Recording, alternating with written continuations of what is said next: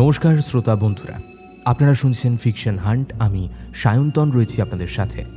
আমাদের চ্যানেলের সমস্ত গল্প শুনতে এক্ষুনি সাবস্ক্রাইব করুন আমাদের ইউটিউব চ্যানেলে। বেল আইকনে ক্লিক করতে ভুলবেন না সমস্ত গল্পের আপডেট এবং নোটিফিকেশনস সবার আগে পাওয়ার জন্য। আজ ফিকশন হান্টে আপনারা শুনবেন লেখক শ্রীতানের কলম থেকে একটি তারানাথ তান্ত্রিক ফ্যান ফিকশন গল্প। আজকের গল্প পাঠে থাকছে আর্য, গল্পের সূত্রধার আমি সায়ন্তন। শুনতে থাকুন আজকের বিশেষ গল্প শ্রীতানের কলম থেকে তারানাথ তান্ত্রিকের কাহিনী চন্দ্রাসুরী।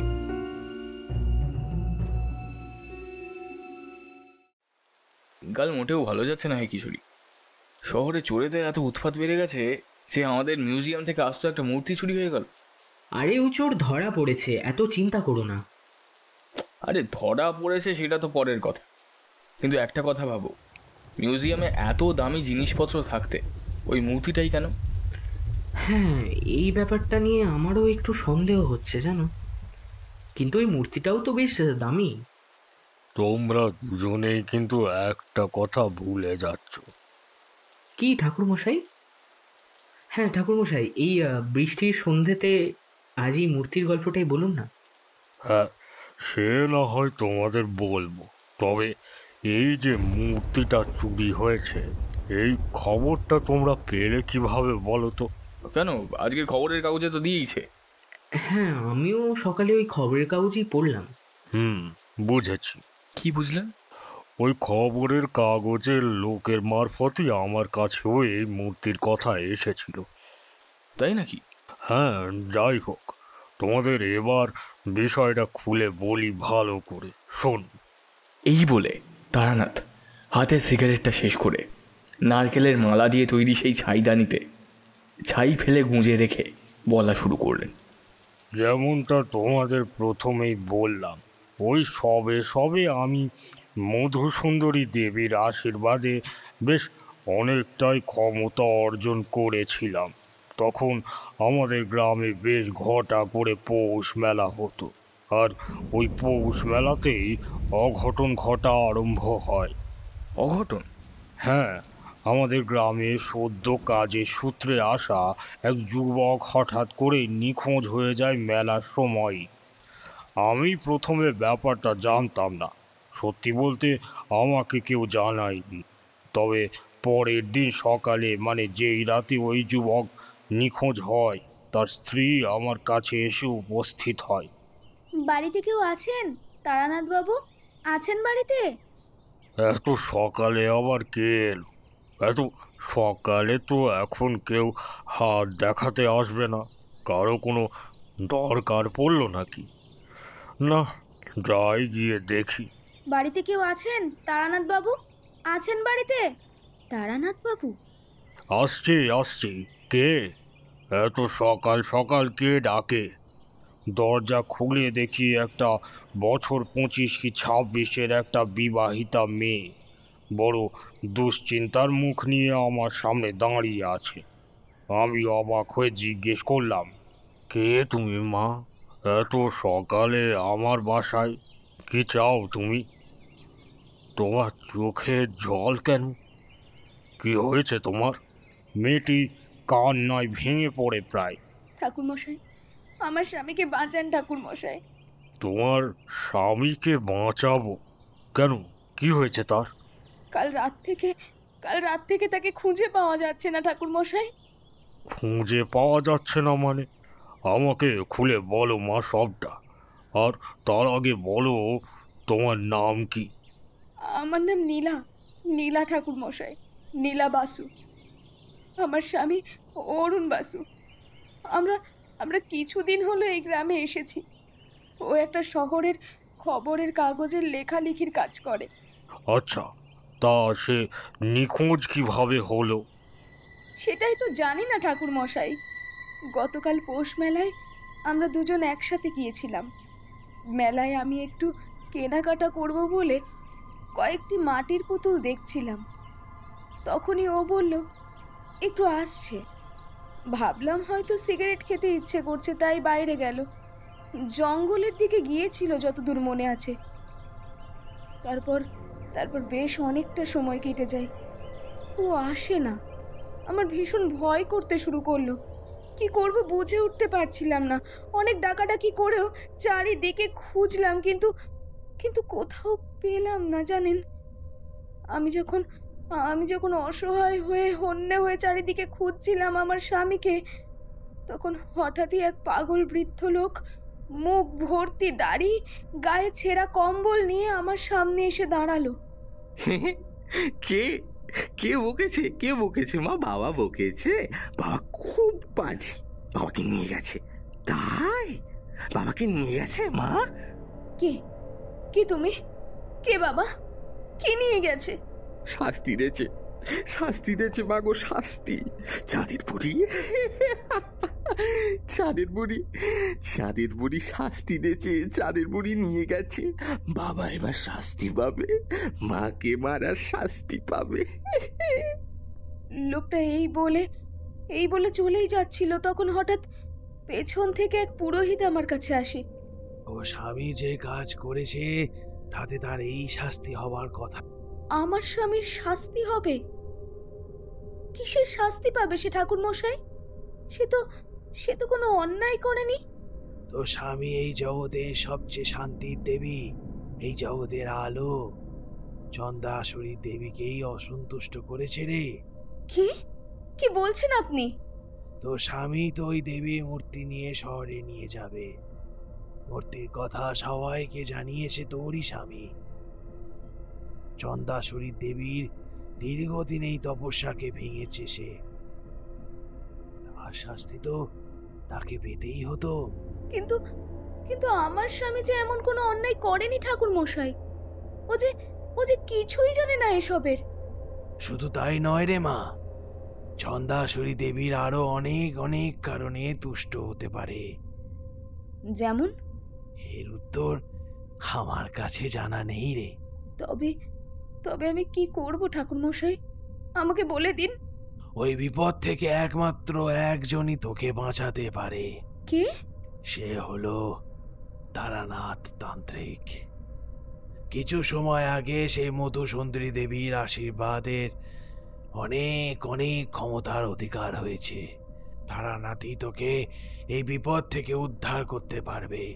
এই গ্রামের সীমান্তের দিকে নদীর কাছেই তার বাড়ি। তুই তার কাছে যা, সেই তোকে বিপদ থেকে রক্ষা করবে। পুরোহিতের ওই কথা শুনে প্রথমে আমার বিশ্বাস হয়নি। আমি তাই রাতেই পুলিশের কাছে গিয়েছিলাম, কিন্তু থানায় গিয়ে দেখলাম ওখানে এখন সাহায্য পাওয়া যাবে না। তাই বাধ্য হয়ে অসহায় হয়ে আপনার কাছে এলাম। আমার স্বামীকে আপনি খুঁজে দিন ঠাকুর মশাই, আমি যথাসাধ্য আপনাকে দক্ষিণা দেব। শুধু আমার হবু সন্তানের বাবাকে আমার কাছে ফিরিয়ে দিন। হবু সন্তান? ও, তুই অন্তঃসত্ত্বা? আমি একটু গম্ভীরভাবে চুপ করে দাঁড়িয়েছিলাম। কি ভাবছেন ঠাকুর মশাই? না, আমি আসলে ভাবছিলাম চন্দ্রাসুরী দেবীর কথা। চন্দ্রাসুরী দেবীর কথা? হ্যাঁ, ওই পুরোহিত যেগুলো বলেছিলেন আমি জানি না কতটা সত্যি, তবে একটা মূর্তির যোগসূত্র অবশ্যই আছে। কি যোগসূত্র? খুলে বলো আমাকে মা। আমার স্বামী অরুণ বাসু, ও একটা পত্রিকার দপ্তরে কাজ করত। শহরের কাজের সূত্রেই এই গ্রামে আসা। আসলে ওই ঐতিহাসিক বিভাগের কিছু দায়িত্ব পড়েছে ওর কাঁধে। এই গ্রামে ওই জঙ্গলের দিকে খনন কার্য হচ্ছে নিশ্চয়ই জানেন। সেখানে আমার স্বামীকেই দায়িত্ব দিয়েছেন সরকার। ও এখানে যা যা মূল্যবান ঐতিহাসিক সব জিনিস পাবে সেগুলো শহরে নিয়ে যাবে মিউজিয়ামের জন্য। 1 সপ্তাহ হলো এই খনন কার্য চলছে, আর 2 দিন আগেই ও একটা রূপোর মূর্তি পেয়েছিল সেই জঙ্গল থেকে। রূপোর মূর্তি? হ্যাঁ, ওখানে কারিগররা বলেছে সেই মূর্তি নাকি চন্দ্রাসুরী দেবীর মূর্তি, আর ওই মূর্তির নাকি অনেক অলৌকিক ক্ষমতা, কিন্তু ও এই সব কথা বিশ্বাস করেনি। বাবু, এই মূর্তি যে অনেক মূল্যবান মূর্তি, আপনি এই মূর্তি নিয়ে যাবেন কিভাবে? কিভাবে আবার? যেভাবে বাকি জিনিসপত্র নিয়ে যাচ্ছি সেইভাবেই। কিন্তু এই মূর্তি যে আপনাকে গ্রাম থেকে কেউ নিয়ে যেতে দেবে না বাবু। 1 মিনিট, নিয়ে যেতে দেবে না মানে এটা কি? হ্যাঁ, মামার বাড়ি আপনার নাকি? না না বাবু, এই মূর্তিটাকে আমাদের গ্রামের একসময় অনেক জাগ্রত মনে করা হতো। এটা হচ্ছে চন্দ্রাসরী দেবীর মূর্তি বাবু। এই মূর্তি একসময় গ্রামে অনেক বড় করে ঘটা করে পুজো করা হতো, কিন্তু কিন্তু তারপর ঠিক জানি না কি এমন হয়েছিল যে পুজো বন্ধ হয়ে এই মূর্তি জঙ্গলের এইদিকে মাটির নিচে চাপা দিয়ে রেখে দেওয়া হয়েছিল। তবে এই মূর্তি আজও গ্রামবাসীদের কাছে কোনো অমূল্য রত্নের চেয়ে কম নয় বাবু। আপনি এই মূর্তি এই গ্রাম থেকে নিয়ে যেতে পারবেন না। এই যে শোনো, আমাকে একদম শেখাতে আসবে না তোমরা আমি কি করব না করব। ঠিক আছে, আমি খুব ভালো করে জানি এই মূর্তিটা নিয়ে কী করা উচিত আমার। আমি মূর্তি নিয়ে শহরে যাব, গিয়ে মিউজিয়ামে রেখে আসবো। কোনো গ্রামের লোক আমাকে আটকাতে পারবে না, হ্যাঁ বুঝেছো? না বাবু, অমন করবেন না। আপনার পায়ে পড়ি। আপনি এই মূর্তি নিয়ে গেলে অনেক বড় বিপদ নেমে আসবে বাবু। বিপদ? কিসের বিপদ? বাবু, এই মূর্তির যে অনেক ক্ষমতা বাবু, অনেক অলৌকিক শক্তি। এই মূর্তি যে সে মূর্তি নয় বাবু। এই একদম আমাকে এসব বলে বোকা বানাবে না। আমি যখন বলেছি এই মূর্তি নিয়ে যাব, তার মানে নিয়ে যাবই। কেউ একটা আটকাতে আসুক আমাকে, খুব খারাপ হয়ে যাবে কিন্তু, বলে দিচ্ছি। কিন্তু বাবু, আপনার যদি কোনো বিপদ হয়? তা তোমার যখন এতই চিন্তা আমাকে নিয়ে, একটা কথা মন দিয়ে শোনো তো। বলেন বলেন বাবু। কেউ যেন জানতে না পারে যে আমি এই মূর্তি এখান থেকে খুঁজে পেয়েছি, আর সেটা সঙ্গে করে নিয়ে যাব। বাবু, আমি তোমায় টাকা দেবো এর জন্য, নগদ 1000 টাকা। কি রাজি তো? 1000 টাকা? হ্যাঁ, 1000 টাকা। কারিগরকে টাকার লোভ দেখিয়ে মুখ বন্ধ করে দেওয়ার কথাও আমাকে বলেছিল। আর ওই মূর্তিটাই ও আমাদের ঘরে নিয়ে এসে রেখেছিল। ও তো স্বভাবত এইসব জিনিস বাড়িতে আনতো না। সেদিন যখন আনলো, আমি জিজ্ঞাসা করলাম, এটা কি জন্য এনেছো? এইটা একটা খুব মূল্যবান মূর্তি নীলা। এই মূর্তিটার একটা ঐতিহাসিক গুরুত্ব আছে জানো? ঐতিহাসিক? হ্যাঁ, তবে কি সেটা আমাকে জিজ্ঞেস করো না, কারণ আমিও সেটা জানি না ঠিকঠাক। তারপর ওই কারিগরের সব কথা বলে আমাকে। আর তার পরের দিন এমন একটা ঘটনা ঘটে যে ওই মূর্তিটাই বোধহয় আমাদের জীবনের কাল এনে দিল। কি ঘটনা? পরের দিন সকালবেলা অসাবধানতা বশত অরুণের হাত লেগে মূর্তিটা মাটিতে পড়ে গেছিল। তারপর থেকে মূর্তিটার পায়ের কাছে একটু আঁচড় লেগে গেছে। তারপর থেকেই কেমন সব হচ্ছে দুদিন ধরেই ওর সাথে। কি হচ্ছে? সেদিন হঠাৎ সকালবেলা অরুণ অদ্ভুত ব্যবহার করছিল। ঘুম থেকে উঠে কি সব বিড়বিড় করছিল। একভাবে তাকিয়ে থেকে কেমন যেন মনে হচ্ছিল কোনো কিছুর মধ্যে ও জড়িয়ে আছে। তারপর নিজে থেকেই ঠিক হয়ে গেছে। কিন্তু কাল যা হলো, তারপর থেকে আমি আর কিছু বুঝে উঠতে পারছি না ঠাকুরমশাই। আপনি আমার স্বামীকে ফিরিয়ে আনুন। সবই বুঝলাম, তবে একটা কথা আমি তোকে বলে রাখছি মা। চন্দ্রাসুরী দেবীর কিন্তু অনেক শক্তি, তবে সেই শক্তি দিয়ে উনি শুধু অপরাধীদের শাস্তি দেন। পূর্ণিমার রাতে ওনাকে প্রসন্ন করতে হয়, কিন্তু প্রসন্ন করার আগেও জানতে হবে কেন তোর স্বামীকে উনি শাস্তি দেবেন। অথবা আদেও চন্দ্রাসুরী দেবী ওকে শাস্তি দিচ্ছে নাকি কোনো অশরীরী বা ডাকাতের হাতে পড়ল, এটাও কিন্তু ভাবতে হবে। ডাকাত? অশরীরী? ওই জঙ্গলের ভেতর অনেক কাহিনী আছে, অতীতের অনেক ঘটনা এমন আছে যেখান থেকে ওই জঙ্গলে বহু মানুষ প্রাণ হারিয়েছে। না ঠাকুরমশাই, এসব বলবেন না দয়া করে। আমার সিঁথির সিঁদুরটা রক্ষা করুন দয়া করে। ওকে ফিরিয়ে দিন আমার কাছে। শান্ত হও মা, শান্ত হও। তোর সিঁথির সিঁদুর ঠিক অক্ষয় থাকবে। আমি আজ বিকেলে তোর বাড়ি যাব। আমি সেদিন ওই অল্প বয়স মেয়েটাকে কোনো মতে সান্ত্বনা দিয়ে ওর বাড়ি পাঠালাম, কিন্তু আমি এইটুকু বুঝতে পেরেছি যে ওই চন্দ্রাসুরীর মূর্তির মধ্যে কিছু রহস্য আছে। মূর্তিটা একবার চোখের সামনে না দেখলে আমি বুঝতে পারবো না। তাই সেদিন বিকেলে আমি সব কাজ সেরে চলে গেলাম নীলার বাড়িতে। যাওয়ার পথে আবার আমার সাথে দেখা হয় গ্রামের পুরনো পুরোহিতের। তখন আমি বুঝলাম যে আমাদের পুরনো বুড়ো পুরোহিতই কাল নীলাকে ওই কথাগুলো বলেছেন। আরে তারানাথ যে, কোথায় চললে? আরে বুড়োদা যে, আমি ওই একটু কাজে যাব। এই তুমি এইদিকে কোথায় যাচ্ছ? আরে জমিদার বাড়ি নিত্য পুজো করি তো, সকাল সন্ধে যেতে হয়। ও আচ্ছা, তা বেশ, যাও।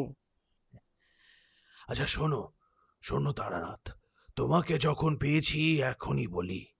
আচ্ছা, তোমার কাছে আজ কোনো অল্প বয়সী বিবাহিত মেয়ে এসেছিল? আমার কাছে? কেন বলো তো? আমাদের গ্রামে ওই জঙ্গলের কাছে সব মাটি খুঁড়ে কি সব যেন কাজ চলছে।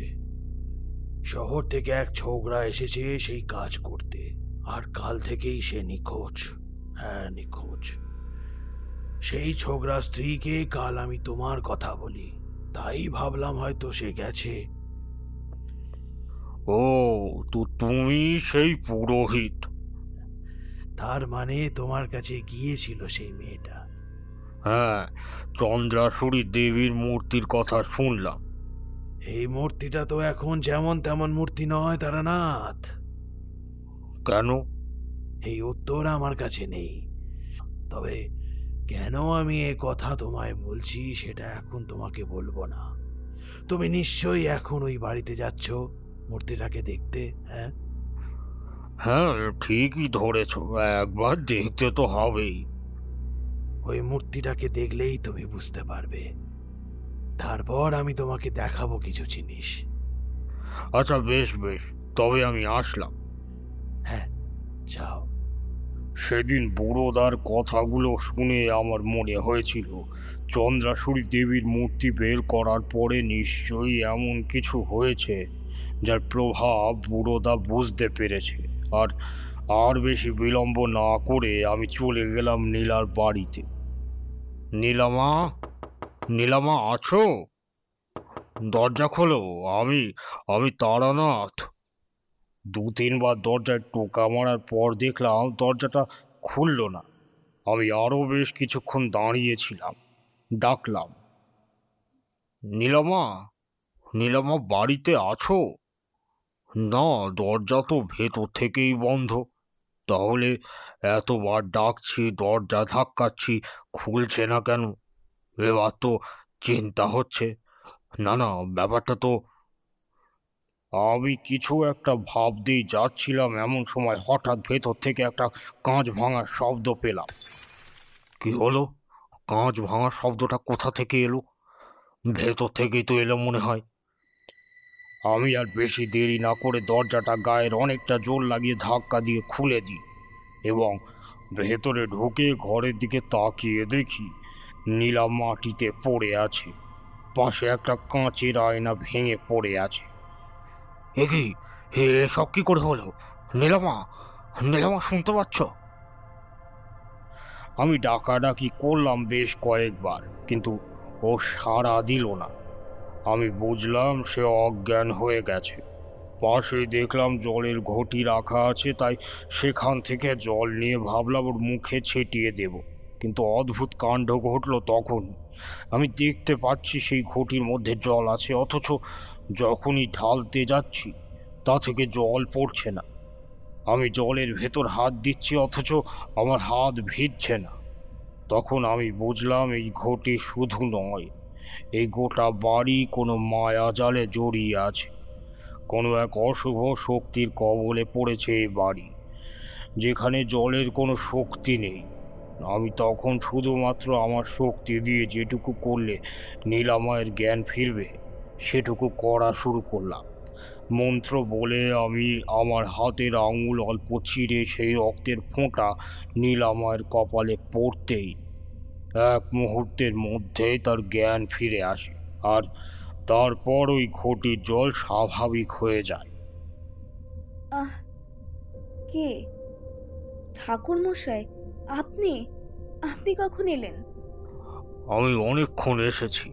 তুমি এইভাবে কি করে জ্ঞান হারালে? জ্ঞান হারালাম? আমার ঠিক মনে পড়ছে না ঠাকুর মশাই, কিভাবে যে পড়ে গেলাম। এ মা, আমার আয়নাটা যে ভেঙে গেল। ইস, জানেন ঠাকুর মশাই, মা বলে ভাঙা আয়না নাকি ঘরে রাখতে নেই, অমঙ্গল হয়। আমার জীবনে যে কি অমঙ্গল নেমে এলো। এত ভয় পেও না, এই নাও জলটা খাও। খেয়ে একবার ঠান্ডা মাথায় ভাবো যে কি হয়েছিল, আর ওই চন্দ্রাসুরী দেবীর মূর্তিটা কোথায় আছে। মূর্তিটা ওই যে ওখানে রাখা। বেশ, তুমি এখানে বসো, আমি দেখছি। মূর্তিটার কাছে যাওয়ার আগে অথবা তাকে ছুঁয়ে দেখার আগে যে এমন কিছু ঘটবে আমি তা একবারও মাথায় আনিনি। আমি ভাবিনি যে ওই মূর্তির মধ্যে এত কালো জাদু ভরে আছে। মূর্তিটা ছুঁতেই আমার শরীরের ভেতর যেন বজ্রপাতের মতো একটা অনুভূতি হলো, আর তারপরেই আমি মুহূর্তের মধ্যে যেন ইহজগতের বাইরে চলে গেলাম। আর চোখের সামনে ভেসে উঠল অদ্ভুত কিছু দৃশ্য। আমি দেখতে পাচ্ছি একটা ছোট্ট ঘর, সেখানে উনুনে ফুটন্ত ভাত, তার পাশেই খাটের ওপর শুয়ে আছে ছোট্ট একটা শিশু। কাঁদছে সেই শিশুটা, তার মা এসে তাকে ভোলাচ্ছে। ওলে বাবা, আমার সোনামায়ের খিদে পেয়েছে, খিদে পেয়েছে সোনামায়ের। বাচ্চাটাকে কোলে করে মা তুলতে যাবে এমন সময় হঠাৎই পিছন থেকে তার চুল ধরে তাকে টেনে মাটিতে ফেলে দেয় এক লম্বা চেহারার পুরুষ। আমি কারোর মুখ দেখতে পাচ্ছি না, শুধু শুনতে পেলাম, এই সালি, তো সোনামাকে খাওয়াবি? আমার বাড়িতে থেকে আমার কথার অমান্য হবি? তোকে বলেছিলাম না ওই মেয়ে মানুষটাকে নদীতে ভাসিয়ে দিয়ে আসতে? কেন দিসনি? বল বল, কেন দিসনি? বলার সাথে সাথে লোকটির হাত কম চলছিল না। চুলের মুঠি ধরে ওই মহিলাকে দেওয়ালের দিকে পিঠ করিয়ে গালে চড় কষাতে থাকে ওই জানোয়ার। আমি অনেক চেষ্টা করেও তার কাছে গিয়ে তাকে উদ্ধার করতে পারি না। মহিলার চিৎকার আর কান্নার আর্তনাদ যত আমার কানে ভেসে আসছে, তত আমার যেন নিজেকে অসহায় লাগছে। না না, মেরো না, মেরো না আমাকে, তোমার দুটো ভাই পড়ে। আর বাচ্চাকে মারতে বলো না, ও যে তোমারও সন্তান। না, আমি কোনো মেয়ের জন্ম দিতে চাইনি, আমার ছেলে চাই, আর তুই দিবি সেই ছেলের জন্ম। আমার মেয়েটাকে মারতে বলো না। আগে তুই আমার ছেলের জন্ম দিবি, তারপর দেখবো ওই মেয়েকে নিয়ে কি করা যায়। না না না। অনেক কান্নাকাটি করেও তার কথা শুনল না ওই জানোয়ার লোকটা। দেওয়াল থেকে সরিয়ে তাকে টেনে হিঁচড়ে মাটিতে ছুঁড়ে ফেলে দিয়ে ওই নিরীহ নিষ্পাপ মাকে ধর্ষণ করে ওই মানুষরূপী জানোয়ার। আর তার সঙ্গে সঙ্গেই আমার চোখ খুলে যায় এক নিমেষে। আমি ফিরে আসি এই জগতে, এই মুহূর্তে। আমার সামনে ওই চন্দ্রাসুরী দেবীর মূর্তিটা যেন আমার দিকে তীক্ষ্ণ দৃষ্টিতে তাকিয়ে হাসছে আর বলছে, তারানাথ, তোকে এখনো অনেক কিছু দেখতে হবে, অনেক কিছু দেখা বাকি আছে তোর। আমি বুঝলাম যে ওই মূর্তিতে আসলেই কোনো অশুভ শক্তির মায়াজালে জড়িয়ে রাখা হয়েছে, অথবা এমন কিছু ঘটনা ঘটেছিল যার জন্য এই চন্দ্রাসুরী দেবী এক অপদেবতায় পরিণত হয়ে গেছে। আমাকে সেই রহস্য উদ্ধার করতে হবে, সাথে এটাও জানতে হবে যে নীলামায়ের স্বামী কোথায় আছে, কেনই বা সে নিখোঁজ হলো, তার সাথে কি এমন যোগসূত্র রয়েছে। আমি নীলামায়ের কাছে গিয়ে ওকে বললাম, মারে, তোর কিছু মনে পড়ল? আমার সেভাবে কিছু মনে পড়ছে না ঠাকুরমশাই। চেষ্টা করলাম, তবুও মনে পড়ছে না। আচ্ছা আচ্ছা, বেশ, মাথার উপর এত জোর দিতে হবে না। যখন মনে পড়বে তখন আমাকে অবশ্যই বলবি। হ্যাঁ বাবা, বলবো। কি কি বললি মা? বাবা? বাবা বলে ডাকলি আমায়? আমার তো বাবা বেঁচে নেই, থাকলে আপনার মতোই সাহায্য করতেন। আমাকে আমার বাবা ও মাই বলে ডাকতেন। এই কথা শুনে আমি বড় খুশি আর একই সাথে চিন্তায় পড়ে গেলাম। ওইটুকু একটা বাচ্চা মেয়ে আমার কাছে এসে ওইভাবে নিজের স্বামীকে খোঁজার জন্য কান্নাকাটি করছে, আমাকে বাবা বলে সম্বোধন করছে।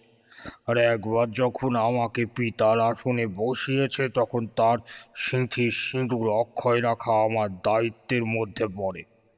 আমি আমার কাজ এদিকে এগোবো ঠিক করলাম, আর তার সাথে নীলামাকে বললাম, মারে শোন, তুই আজ আরেকবার থানায় যা, বুঝলি? থানায় গিয়ে ভালো করে কথা বল, পুলিশকে পুলিশের কাজটা ওদের মতন করতে দে। তারপর এই দিকের বিষয়টা আমি দেখছি। পুলিশের কাছে যাব আবার? হ্যাঁ যাবি, ওদের সাহায্য লাগবে যে। ওদের সাহায্য? আচ্ছা বেশ, আপনি যখন বলছেন বাবা, আমি নিশ্চয়ই যাব। কিন্তু ওদের কি এই মূর্তির কথা বলবো? না না, ওদের এই সব বলার দরকার নেই।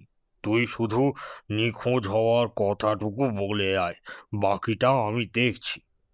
বেশ, তবে আমি এখনই যাই? না না, এখন না, এখন সন্ধে হতে চলল। এখন বাড়ির বাইরে যাওয়া ঠিক হবে না।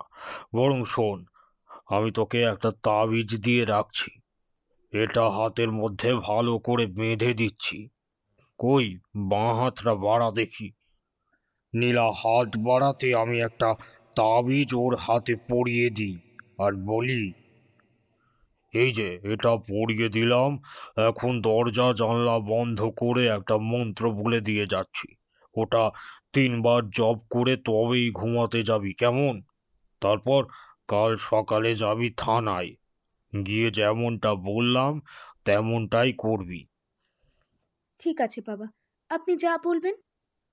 নীলামাকে আমি একটা মন্ত্র বলে ভালো করে বুঝিয়ে দিয়ে এলাম ওকে কি করতে হবে, আর তার সাথে গোটা বাড়িতেও একবার ভালো করে কয়েকটা মন্ত্র বলে আর গঙ্গা জল দিয়ে একটু শুদ্ধ করে দিয়ে আমি ওখান থেকে চলে এলাম। অনেকটা সন্ধে হয়ে গেছে বলে আমি আর বুড়োদার কাছে ওই দিন গেলাম না। ভাবলাম কাল সকালেই একেবারে যাব, কিন্তু ফেরার পথে আবারও তার সাথে দেখা হয় আমার। আরে আরে তারানাথ যে, বাড়ি ফিরে চলেছে নাকি? এই যে বুড়োদা, আরে তোমার কথাই ভাবছিলাম। এই বলছি শোনো, আমি কাল সকালে তোমার কাছে যাব, বুঝলে? আজ অনেকটা সন্ধে হয়ে গেছে তাই। আরে সে না হয় তুমি যেও কাল, কিন্তু তুমি আমাকে আগে বলো তো, ওই মূর্তিটাকে কেমন দেখলে? হ্যাঁ। ও হ্যাঁ, তার কি বলবো তোমায়, তুমি নিশ্চয়ই আন্দাজ করেই ছিলে যে ওই মূর্তিটার মধ্যে কোনো অশুভ শক্তির ভর করে তাকে অপদেবতায় পরিণত করেছে। হ্যাঁ, তুমি ঠিকই বলেছ, আমি আন্দাজ করেছিলাম। তবে এখন তোমার কথা শুনে মনে হচ্ছে আমি ঠিকই আন্দাজ করেছি। হ্যাঁ, কিন্তু শুধু অপদেবতা নয়, তার সাথে আরও অনেক কিছুই এমন আছে যা ওই মূর্তির রহস্য আরও রোমাঞ্চকর করে তোলে, আর সাথে তার ইতিহাসের কথাও। ইতিহাসের কথা জানাবো বলেই তো তোমাকে আসতে বলেছি তারানাথ। তাই নাকি? তুমি এই বিষয়ে জানো সব? বেশ, তবে আমি কাল সকালেই তোমার বাড়ির দিকে রওনা দেব। না না না না, আমার বাড়ির দিকে আসতে হবে না। তুমি বরং একবার আমাদের পুরনো বটতলার মন্দিরে এসো, কেমন? পুরনো বটতলার মন্দির? ও তো ভেঙে চুরে সব ধ্বংস হয়ে গেছে। হ্যাঁ, ওই মন্দিরেই আসবে তুমি। আমি ওখানে পৌঁছে যাব সময়ের মতো। বেশ, তবে তাই হবে। এই কথা বলে বুড়ো পুরোহিত চলে গেল। আমিও চলে এলাম নিজের বাড়িতে হাঁটতে হাঁটতে। তবে কিছু কথা আমার মাথায় এখনো বেশ ভালোভাবে জমে আছে। তখন মূর্তিটা ছুঁয়ে দেখার পর আর চোখের সামনে যে দৃশ্য ভেসে উঠেছিল সেগুলো কোনোভাবে কাকতালীয় বা অর্থহীন হতে পারে না। এই ঘটনার সাথে নিশ্চয়ই কোনো না কোনো যোগসূত্র আছে ওই ঘটনার, আর আমাকে তা জানতেই হবে। তবে ওই মূর্তিটা ওই বাড়িতে রেখে এসে হয়তো আমি ঠিক করিনি। আমার ওই মূর্তিটা নিজের কাছে এনে রাখলে হয়তো বেশি ভালো হতো। এইসব ভাবছিলাম বসে বসে, তখনই হঠাৎ আমার খেয়াল হলো ওই ঘরের দৃশ্যের কথা। ওই জায়গাটা, ওই ঘর, ওই উনুনে ফুটন্ত ভাত, ওই খাটের ওপর রাখা একটা ছোট্ট শিশু, আর ওই ঘরের সম্পূর্ণ দৃশ্য যেন আমি এর আগেও কোথাও দেখেছি। তবে কোথায় দেখেছি মনে পড়ছে না। যাই হোক, কাল সকালে যা হবে দেখা যাবে। আপাতত এই রাতটা কোনোভাবে আমার মন্ত্র আর তাবিজের জোরে যেন নীলামায়ের কোনো ক্ষতি না হয়। আর কালই ওই মূর্তি আমাকে নিজের কাছে নিয়ে রাখতে হবে। এরপর পরের দিন সকালে আমি প্রাতরাশ সেরে বুড়ো পুরোহিতের বলা আমাদের বটতলার পুরনো ভাঙা মন্দিরের উদ্দেশ্যে রওনা দিলাম। আর ওদিকে নীলামা তখন গিয়েছিল থানায়। বলুন, কি নাম? অরুণ, অরুণ বাসু। আপনার নাম? নীলা বাসু। কে হয় আপনার? তখন থেকে বলে চলেছি আমার স্বামী নিখোঁজ হয়েছে, আর আপনি আপনি জিজ্ঞাসা করছেন কে হয় আমার। দেখুন, এমন চোখ রাঙিয়ে পুলিশের সাথে কথা বলবেন না।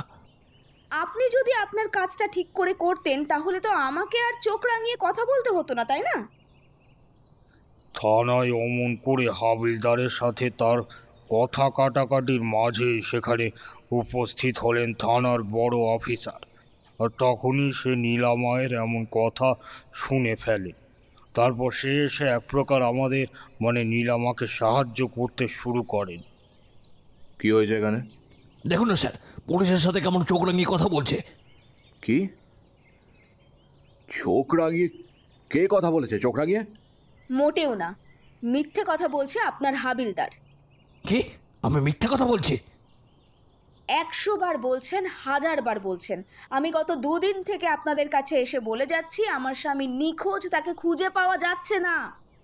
সে পৌষ মেলায় গিয়ে কোথায় যে চলে গেল বুঝে উঠতে পারছি না। আর আপনারা আমার অসহায়তা দেখেও আমাকে ভুলভাল প্রশ্ন করে যাচ্ছেন। সে কে? আপনার স্বামী গত 2 দিন ধরে নিখোঁজ? কই, আমি তো এমন কোনো খবর পাইনি। হাবিলদার, এসব কি শুনছি? স্যার, আসলে... চুপ, একদম চুপ। তাড়াতাড়ি ওনার ডায়েরিটা লেখো, আর আপনি আমার সাথে আসুন। আমাকে সবটা খুলে বলুন কি হয়েছে। আমি আপনাকে সাহায্য করব। আপনার স্বামীকে নিশ্চয়ই খুঁজে বের করব। ধন্যবাদ। ধন্যবাদ দিতে হবে না, এটা আমার কাজ। আপনি আসুন। নীলামা ওই অফিসারের কাছে গিয়ে তাকে সব ঘটনা খুলে বলে, শুধু ওই চন্দ্রাসুরী দেবীর মূর্তির কথাটা বাদ দিয়ে। পৌষ মেলায় কি হয়েছিল, সে কি কাজ করে, কেন তারা এখানে আছে, এইসব বৃত্তান্ত তাকে জানিয়ে দেয় সে। এবং তারপর সব কথা শুনে অফিসার বলে, বুঝলাম। তার মানে আপনি বলছেন পৌষ মেলা থেকে জঙ্গলের দিকে সিগারেট খেতে গিয়ে উনি নিখোঁজ হয়ে গেছেন? আমি ঠিক জানি না ও সিগারেট খেতে গিয়েছিল কিনা, তবে ও আমার সামনে সিগারেট খায় না, একটু দূরে গিয়ে বা ঘরের বাইরে গিয়েই খায়। তাই আমার মনে হয়েছিল। বেশ, বুঝলাম। আর কিছু? কাউকে সন্দেহ করেন? আমি এই গ্রামের কাউকেই তেমন চিনি না, তাই সন্দেহ করার মতো এখানে কেউ নেই। বুঝেছি। 2 দিন হতে চলল, দয়া করে ওকে খুঁজে বের করুন। আমার খুব ভয় লাগছে। ভয় পাবেন না, আমি দেখছি। আমি আজই লোক পাঠাবো জঙ্গলে। ওরা কোনটা ভালো করে একবার খুঁজে দেখুক, তারপর আমি দেখছি। বেশ, আমি তবে এখন আসছি। হ্যাঁ আসুন, কোনো দরকার পড়লে অথবা কোনো কিছু খবর পেলে আমরা আপনাকে জানাবো। ধন্যবাদ। নীলামা থানা থেকে চলে আসি, আর এইদিকে আমি পৌঁছে যাই বটতলার পুরনো ভাঙা মন্দিরে। অদ্ভুতভাবে মন্দিরের কাছে যাওয়ার পর থেকেই একটা অন্যরকম অনুভূতি কাজ করছে শরীরে। কিসের অনুভূতি তা ঠিক এখনো বুঝতে পারিনি। একটা অদ্ভুত গন্ধ পাচ্ছি, ঠিক যেমন ফুটন্ত ভাত। অনেকক্ষণ ধরে ফুটে ফুটে ভাত গলে গেলে যেমন একটা গন্ধ বেরোয়, ঠিক তেমনই গন্ধ ছাড়ে আমার আশেপাশে।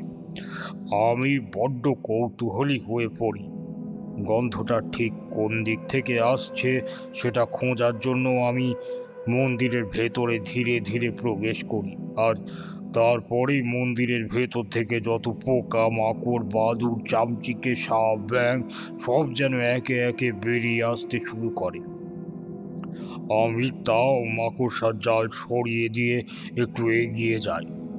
আশ্চর্যের বিষয় হলো, আমি যত এগিয়ে যাচ্ছি গন্ধটা যেন তত তীব্র হয়ে আসছে, আর অদ্ভুতভাবে গরম লাগছে আমার গোটা শরীরে। ঘাম ঝরে পড়ছে।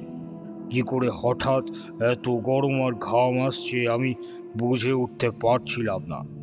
আমার নাকের কাছে মুখের কাছে যেন কেউ ফুটন্ত ভাত বসিয়েছে। উনুনের ধোঁয়া যেন আমার চোখের ভেতর ঢুকে আসছে। আমি ক্রমশ হাঁপিয়ে উঠছি, যেন ধীরে ধীরে বৃদ্ধি পাচ্ছে। আমার সেই ফুটন্ত গলা ভাতের গন্ধে যেন এক প্রকার নেশা হয়ে গেছে। আমাকে যেন আঁকড়ে ধরে রেখেছে সেই তীব্র গন্ধ। আমার চোখ জ্বালা করতেই ধীরে ধীরে চোখ বুজে ফেলি, আর তখনই আমার চোখের সামনে আবারও ভেসে ওঠে এক দৃশ্য। সেই দৃশ্যে আমি দেখতে পাই আবার সেই ঘর, আবার সেই উনুনে ফুটন্ত ভাত, আর পাশেই খাটের ওপর শুয়ে আছে ছোট্ট খুকি। এইবার অবশ্য এক অন্য ঘটনা ঘটল চোখের সামনে। সেই মা তার ছোট্ট মেয়েকে কোলে নিয়ে হাসতে হাসতে জানলার পাশে গিয়ে বলল, ওই দেখো মা, ওটা কি বলো তো? ওটা হলো আম ফল, আর ওই যে দূরে ওইটা হলো সূর্যি মামা। তুমি জানো, একবার ভগবান হনুমান ওই সূর্যি মামাকে আম ফল ভেবে খেয়ে নিয়েছিলেন। সে কি কাণ্ড বাবা! তুমি আম ফল খাবে? খাবে তুমি? সেই সময় আবারও সেই জানোয়ার লোকটার প্রবেশ হয় ঘরের ভেতর। তার কর্কট শব্দে সেই তাচ্ছিল্যের হাসি হেসে বলে, আম খাওয়াবি? তোর মেয়েকে আম খাওয়াবি?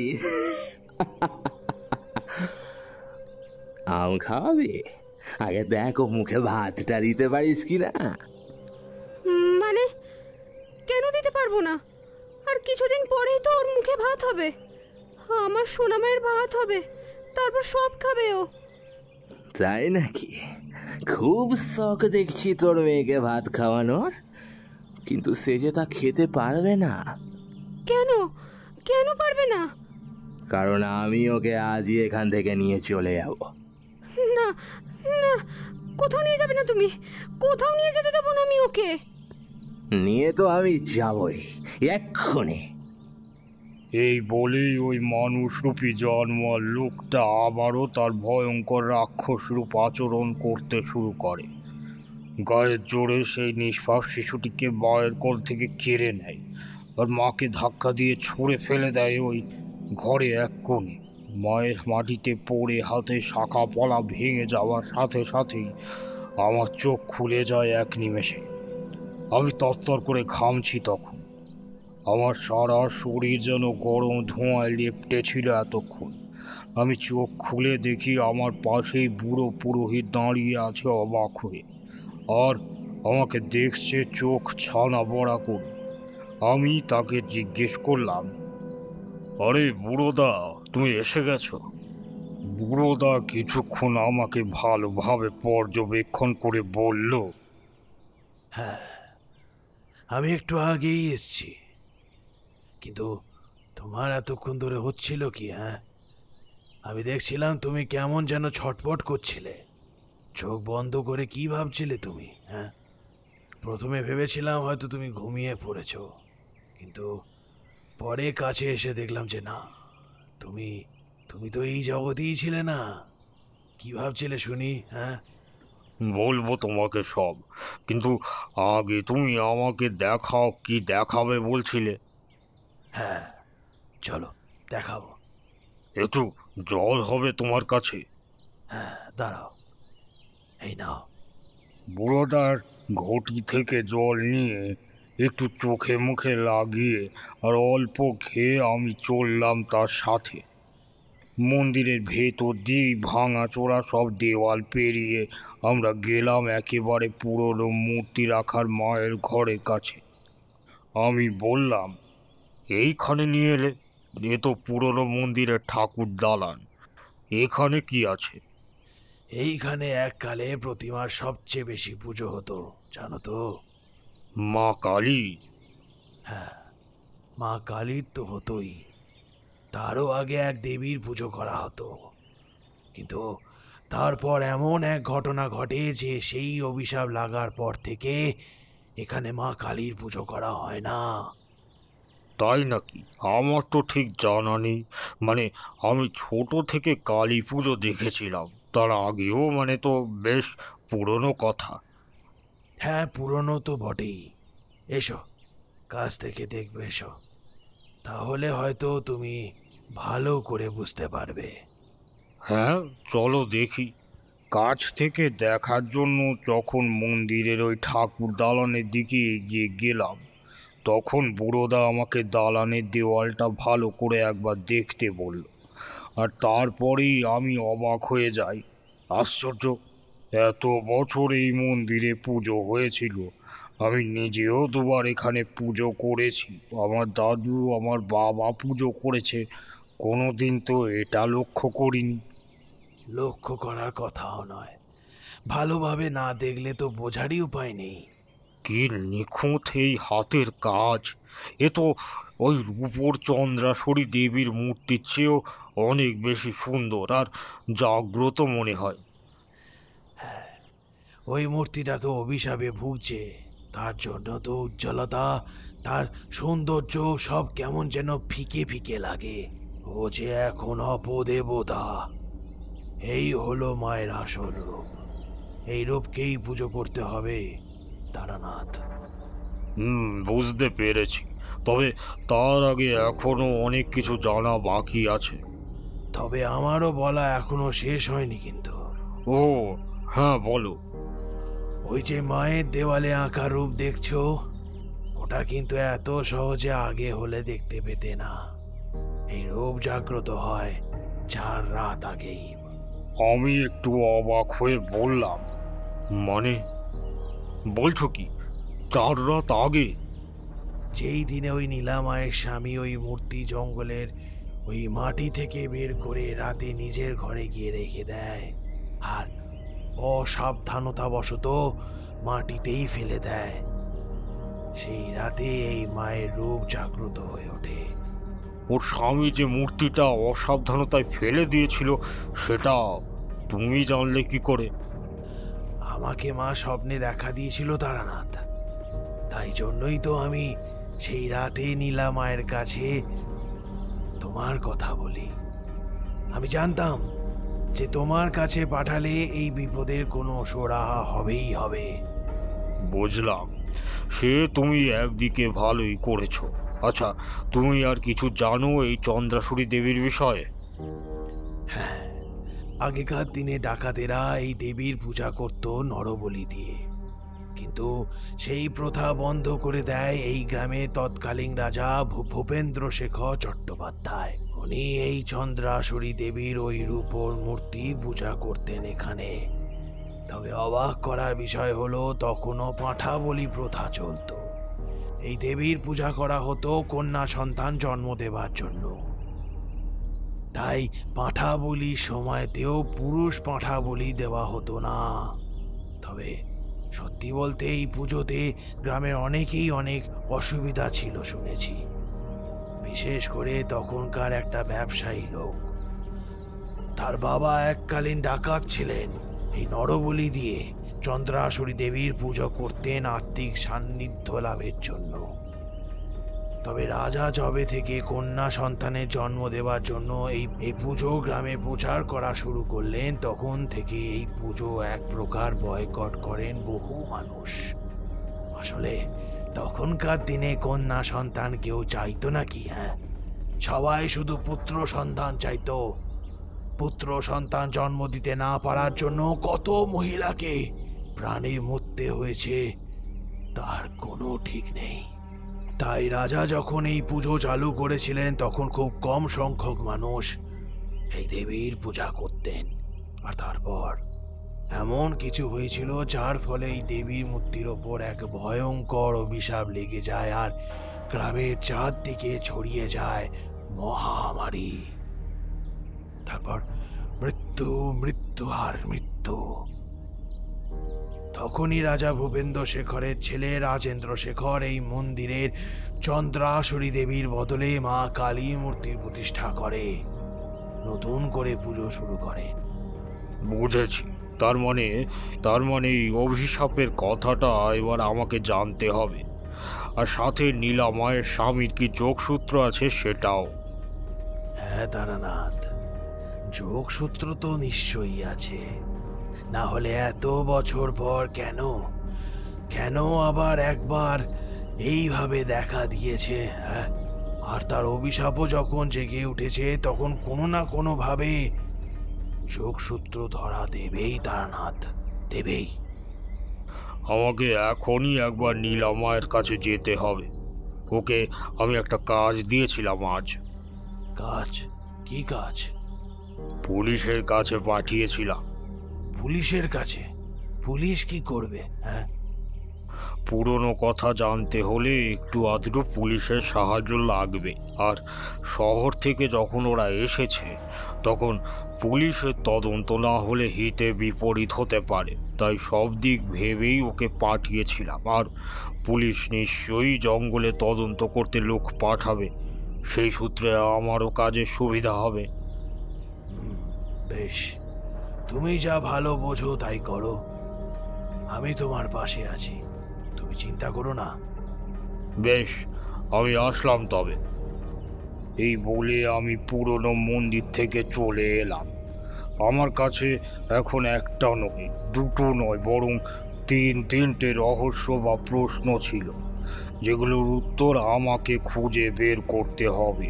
আর আমার বিশ্বাস সেই উত্তরগুলো খুঁজে বের করলেই সব সমস্যার সমাধান হয়ে যাবে।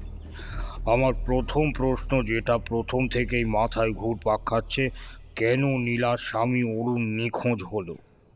চন্দ্রাসুরী দেবী তাকেই কেন নিখোঁজ করবে?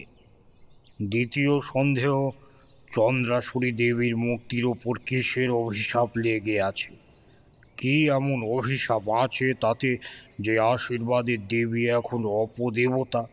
আর তৃতীয় এবং সবচেয়ে বড় প্রশ্ন, আমার চোখের সামনে যে দৃশ্য ভেসে ওঠে তার সাথে এইসবের কি সম্পর্ক? কে তারা? কেন আমার চোখের সামনে ভেসে উঠছে তারা? এই সব কিছুর উত্তর আমাকে পেতে হবে। তাই আর বেশি বিলম্ব না করে আমি হাঁটতে হাঁটতে পৌঁছে গেলাম নীলা মায়ের বাড়ি। দরজায় টোকা দিয়ে ডাকলাম, নীলামা, নীলামা, দরজা খোলো, আমি এসেছি। এইবারে আর বেশিক্ষণ অপেক্ষা করতে হলো না, ওদিক থেকে উত্তর এলো, যাই বাবা। ভিতরে আসুন বাবা। হ্যাঁ যাই। না বাবা, কোনো অসুবিধা হয়নি, একটু ভয় লাগছিল, তবে ওই আপনি যেই মন্ত্র বলে গেলেন, আর এই তাবিজটা, এই দুটোর জন্য আমার ভয়টা খুব একটা আমাকে জাঁকিয়ে ধরতে পারেনি। বেশ, তা এবার বলো পুলিশের কাছে গিয়ে কি হলো? হ্যাঁ, পুলিশের কথা আর কি বলি। প্রথমে ওই হাবিলদার আমার কথা শুনে খুব একটা গুরুত্ব দিচ্ছিল না। তারপর ওই আপনার শেখানো কথা মতন যেই গলার আওয়াজটা একটু চেঁচিয়ে বললাম, অমনি সবার রাগ হয় আমার ওপর। তবে সেই সময় থানার বড় অফিসার এসে আমার সব কথা শুনে নেয়, আর ব্যাস, ওই চিৎকারের শব্দেই কাজ দিল। বুঝেছি। তবে এবার জঙ্গলে লোক পাঠিয়েছে নিশ্চয়ই। হ্যাঁ, আজই গেছে। আমরাও আজ সেখানে যাব। আমরা? মানে আমিও যাব আপনার সাথে? হ্যাঁ, তুইও যাবি আমার সাথে। বেশ বাবা, আপনি যা বলবেন। তুই তৈরি হয়ে নে, আমিও আর কয়েকটা কাজ করে নিয়ে এক্ষুনি আসছি। আর হ্যাঁ শোন, আজ ওই চন্দ্রাসুরী দেবীর মূর্তি আমি আমার সাথে নিয়ে যাব। আমি আশা করছি কালই তুই তোর স্বামীকে ফিরে পেয়ে যাবি। আপনি সত্যি বলছেন বাবা? হ্যাঁ, সত্যি বলছি। যা, তৈরি হয়ে নে এবার। নীলামাকে তৈরি হতে বলে আমি আমার কিছু জরুরি কাজ সেরে নিলাম তাড়াতাড়ি। আর তারপর ওই চন্দ্রাসুরী দেবীর মূর্তিকে সাথে করে নিয়ে আমরা দুজনেই রওনা দিলাম জঙ্গলের উদ্দেশ্যে। জঙ্গলের কাছে যাওয়ার আগে রাস্তায় নীলামাকে কেমন যেন একটু চুপচাপ আর গম্ভীর লাগছিল। আমি ওকে কৌতূহলবশত জিজ্ঞেস করলাম, কে রে মা, এত চুপচাপ কেন? স্বামীর জন্য বুঝি খুব মন খারাপ করছে? না বাবা, শুধু তাই নয়, আসলে আসলে গত 2 দিন ধরে এমন সব কিছু মাথার মধ্যে ভেসে আসছে। কেন? কি সব কিছু ভেসে আসছে? আমি জানি না এই সব কিছু আমার মাথায় বা আমার স্বপ্নে আসার সাথে অরুণের নিখোঁজ হওয়ার কোনো সম্পর্ক আছে কিনা। তবে তবে আমার সেসব দেখার পর থেকে কেমন যেন কি আবার? ঠিক বোঝাতে পারবো না বাবা। কি দেখতে পাচ্ছিস তুই? আমাকে সেটা বল। আমি দেখতে পাচ্ছিলাম একটা ছোট্ট ঘরে একটা বাচ্চা মেয়ে খাটের ওপর শুয়ে আছে। পাশে একটা উনুনে হাঁড়িতে ভাত ফুটছে, আর সেই শিশুটিকে তার মা কোলে নিয়ে যায় জানলার কাছে। তারপর কোথা থেকে একটা লোক, বোধহয় তার স্বামী, সে এসে তাকে মারে, বাচ্চাটাকে নিয়ে নেয়, আর আর ওই মাকে ছুঁড়ে ফেলে দেয়। আমি আমি কিচ্ছু করতে পারলাম না বাবা, আমি শুধু দেখে গেলাম। আমি কিচ্ছু করতে পারলাম না, কিচ্ছু করতে পারলাম না, কিচ্ছু করতে পারলাম না। আচ্ছা আচ্ছা, কাঁদিস না মা, কাঁদিস না, আয় আমার কাছে আয়। আমি নীলামায়ের মাথায় হাত বুলিয়ে দিলাম আর হতবাক হয়ে গেলাম, এটা ভেবেই যে সেই একই দৃশ্য আমি দেখেছি।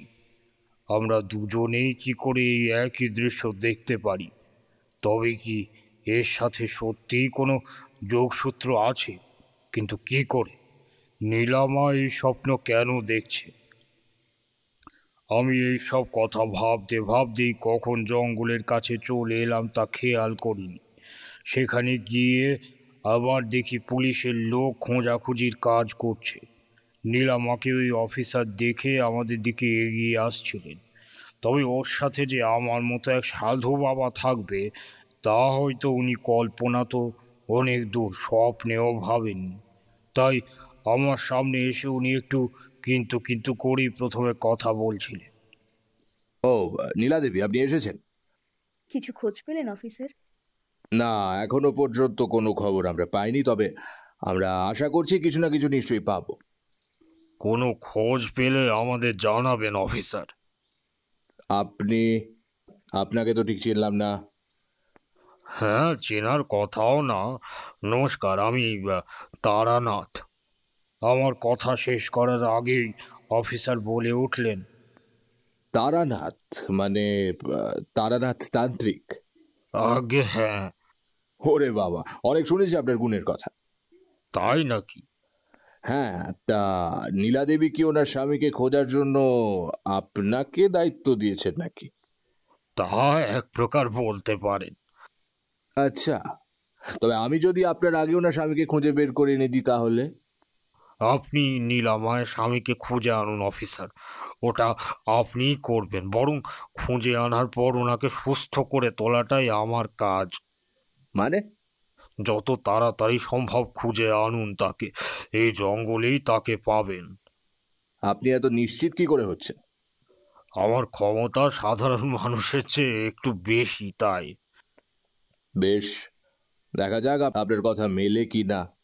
আচ্ছা দেখুন, তবে একটু তাড়াতাড়ি। এই বলে আমি জঙ্গলের ভেতরে প্রবেশ করার সিদ্ধান্ত নিলাম। মধুসুন্দরী দেবীর আশীর্বাদের পর আমার মনে হচ্ছে আর জঙ্গলের ভেতরে দিয়ে চন্দ্রাসুরী দেবীর মূর্তিকে বের করলে হয়তো নিশ্চিত রূপে আমি সেই ঘটনার দৃশ্য আবার দেখতে পাব। আর এইবার আমাকে দেখতে হবে তাদের মুখ।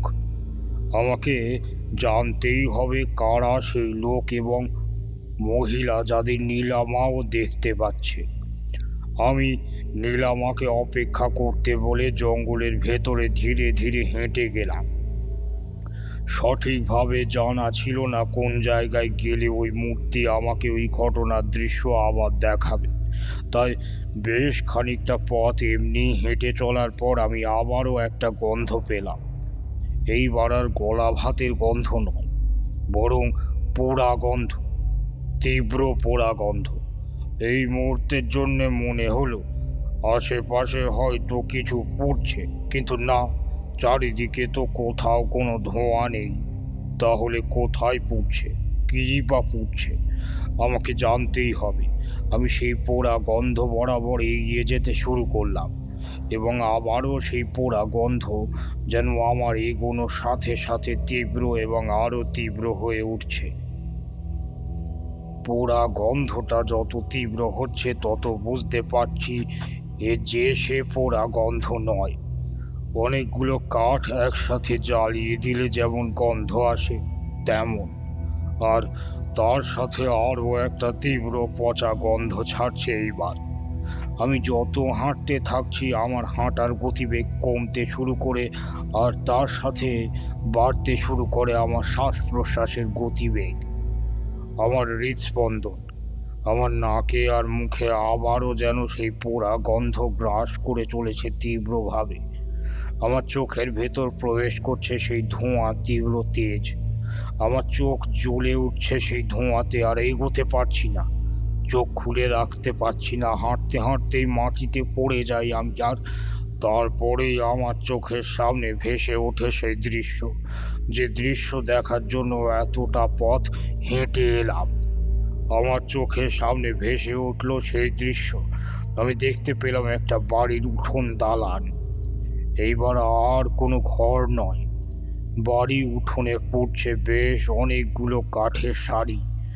শুনতে পাচ্ছি এক মায়ের কাতর কান্নার আর্তনাদ, তার সাথে এক শিশুর কান্নার আওয়াজ। দুই কান্নার শব্দে মিশ্রিত এক উঠোন দালানে বসে তাচ্ছিলের হাসি হাসছে সেই মানুষরূপী জানোয়ার, সেই দানব। ছেড়ে তো দেবই, তোমাকে ছেড়ে দেবো, তোমাকে আর বেঁধে রাখবো না। আর আর তোমার মেয়েকেও সারা জীবনের মতো ছেড়ে দেবো এই পৃথিবী থেকে। ধুর সালি, তোর প্রাণ নিলে হয় নাকি? তুই তো আমার ছেলের জন্ম দিবি রে, তোর গর্ভেই তো বেড়ে উঠবে আমার আমার পুত্র সন্তান। হ্যাঁ, এরপর আমার চোখের সামনে এমন ঘটনা ঘটল যেটা দেখার কথা ভাবা তো দূর, আমি কোশমিন কালেও স্বপ্ন দেখতে চাই না দুঃস্বপ্ন হিসেবে। তবে তা ঘটেই ছাড়ল।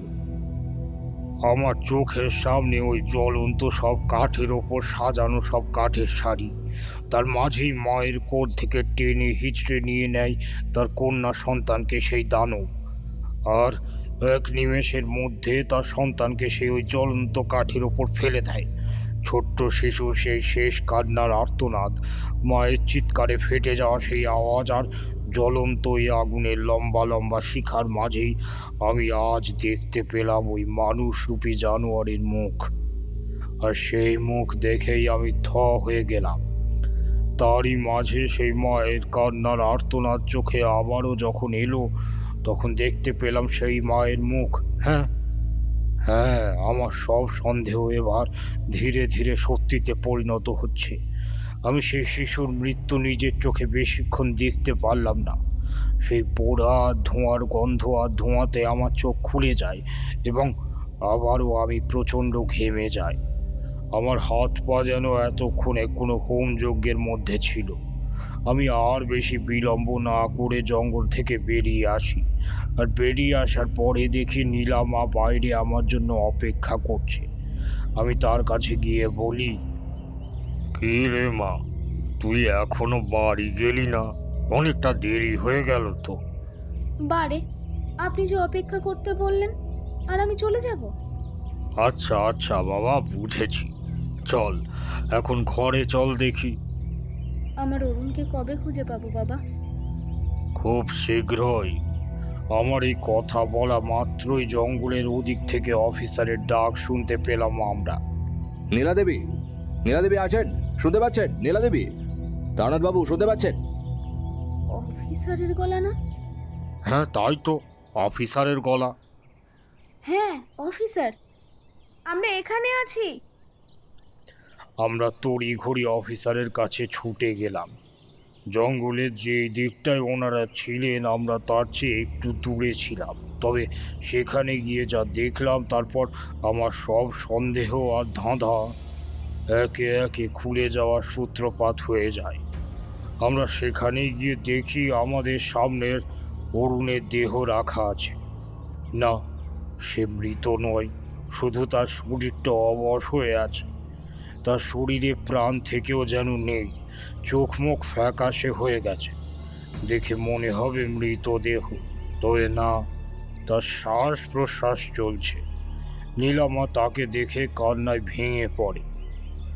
নীলা দেবী, আশ্চর্য বিষয়, কিন্তু উনি এখনো জীবিত আছেন। আমরা ওনাকে জঙ্গলের ভেতর এক গুহার কাছে খুঁজে পেলাম, তাও এই অবস্থা। অফিসার, আমার কথা মিলল তো? জঙ্গলের ভেতরেই পেলেন তো আমার নীলামায়ের স্বামীকে। এবার ওকে সুস্থ করে তোলার দায়িত্ব আমার। সত্যি তারানাথ বাবু, আপনি ঠিকই বলেছিলেন, তবে এখন ওনাকে সুস্থ করবেন কিভাবে?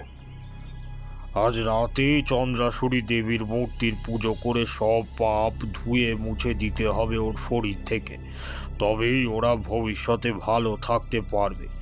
নীলামা, তুই ওকে নিয়ে এখন ঘরে যা। আজ বিকেলে আমি যেমন যেমন সময় আর যা যা বলবো তাই মেনে চলে আসবি আমাদের গ্রামের বটতলার পুরনো ভাঙা মন্দিরে। পুরনো মন্দিরে?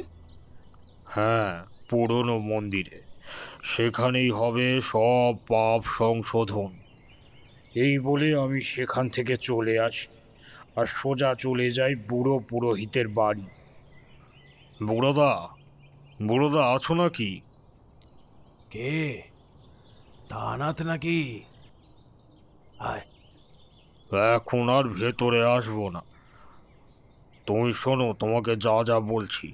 আজ রাতেই চন্দ্রাসুরী দেবীর পুজো করব। সব উত্তর আমি পেয়ে গেছি, এবার শুধু সংশোধন করার পালা। পুজোর জন্য যা যা লাগবে তুমি সব নিয়ে এসো, সাথে পাঁঠা বলির জন্য একটা ছাগ শিশু এনো। ঠিক আছে তারানাথ, কোনো চিন্তা করিস না, আমি সঠিক সময়ে সব কিছু নিয়ে পৌঁছে যাব। এই বলে আমি বুড়োদার বাড়ি থেকেও চলে এলাম।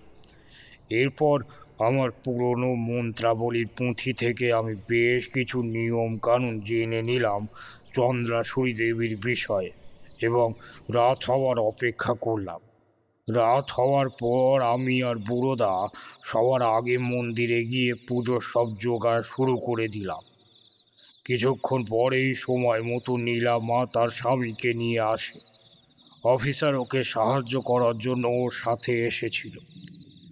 অরুণকে নিয়ে এসে আমরা হোমের একেবারে সামনেটা সরিয়ে দিই।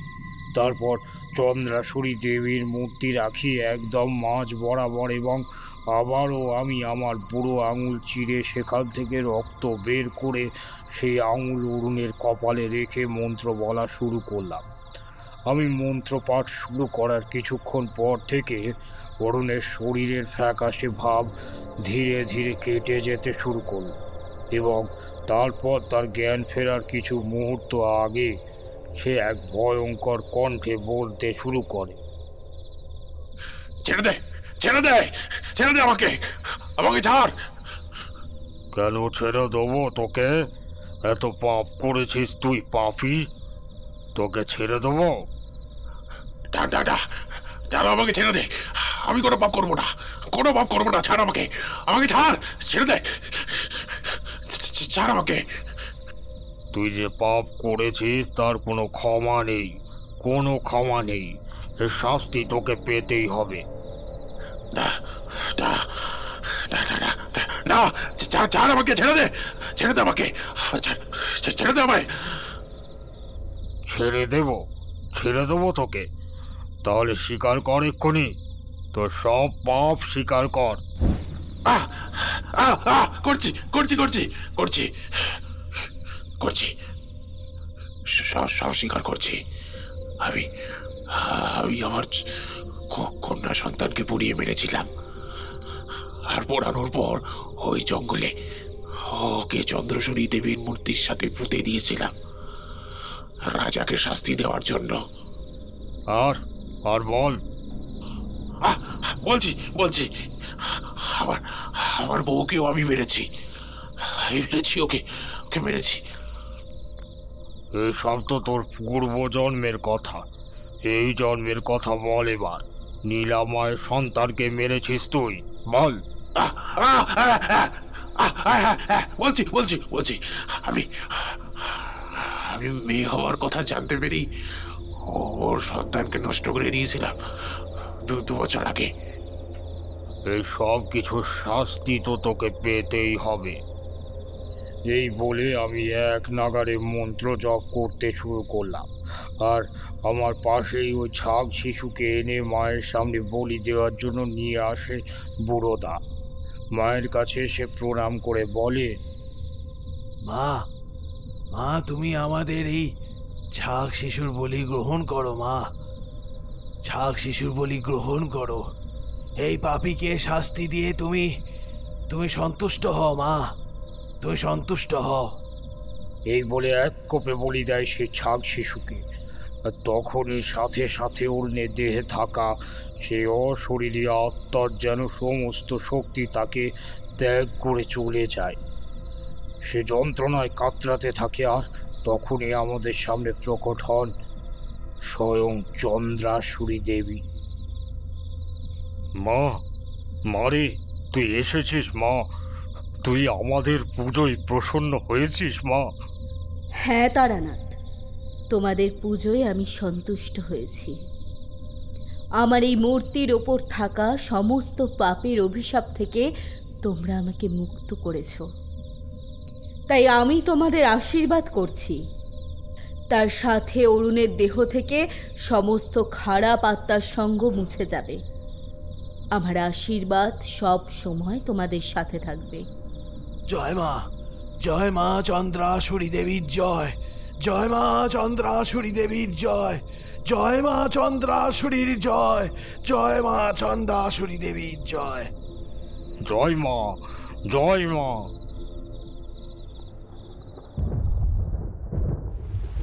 জয় জয় মা, জয় মা। সত্যি ঠাকুরমশাই, এই গল্পটা কিন্তু বাকি গল্পগুলোর থেকে অনেকটাই আলাদা। আসলে আপনার বাকি গল্পে আপনাকে এতটা আপনভাবে জড়িয়ে যেতে দেখিনি। হ্যাঁ, তা তোমরা ঠিকই বলেছ। নীলামায়ের সাথে আমি একটু বেশি আপন হয়ে উঠেছিলাম।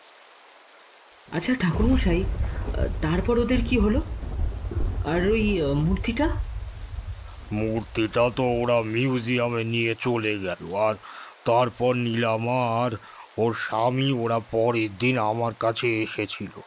আসলে ওই পূর্বজন্মের কোনো কিছুই তো অরুণের মনে নেই, তাই ওকে সবটা ভালোভাবে বুঝিয়ে বলে দিলাম। আর নীলামায়ের গর্ভে যে সন্তান ছিল, পরে গিয়ে খবর পেয়েছিলাম ওদের কন্যা সন্তান জন্ম দেওয়ার কথা। আমি শুনে ভারী খুশি হয়েছিলাম। মনে হয়েছিল হয়তো চন্দ্রাসুরী দেবীর কৃপায় মা নিশ্চয়ই নিজেই নীলামায়ের গর্ভে ধারণ হয়েছিলেন। গ্রাম থেকে তারপর ওরা চলে যায় আবার কোথাও কাজের সূত্রে। তবে আমার কাছে এখনো নীলামায়ের ঘরের একটা জিনিস পড়ে আছে। কি পড়েছিল ঠাকুরমশাই? ভাঙা আয়নার টুকরো, যা অমঙ্গল তাকে মঙ্গলময় করার চেষ্টার জন্য আমি রেখে দিয়েছি নিজের কাছে সযত্নে। সত্যি আপনার দ্বারাই সম্ভব হয় এগুলো। আমাদেরও আশীর্বাদ করুন যাতে আপনার মতো অত না হলেও অল্প কিছু জ্ঞান আমরা লাভ করতে পারি।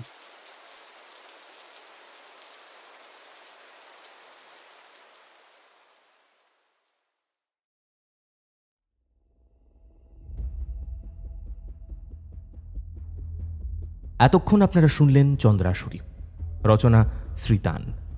আজকের গল্প পাঠে তথা বিভূতি চরিত্রে ছিল আর্য, গল্পের সূত্রধার ও তারানাথ তান্ত্রিকের ভূমিকায় ছিলাম আমি সায়ন্তন। অন্যান্য চরিত্রে আমাদের সাথে ছিল শঙ্খ, প্রীতম, সঞ্চিতা, ঋদ্ধি, সৌভিক, নীল, দুর্বা, দিব্যেন্দু এবং তৃষা। এই গল্পের নাট্যরূপ নির্মাণে ছিল দুর্বা, আবহ সঙ্গীত ও স্পেশাল এফেক্টসে ছিল ডি টিউন প্রোডাকশনস।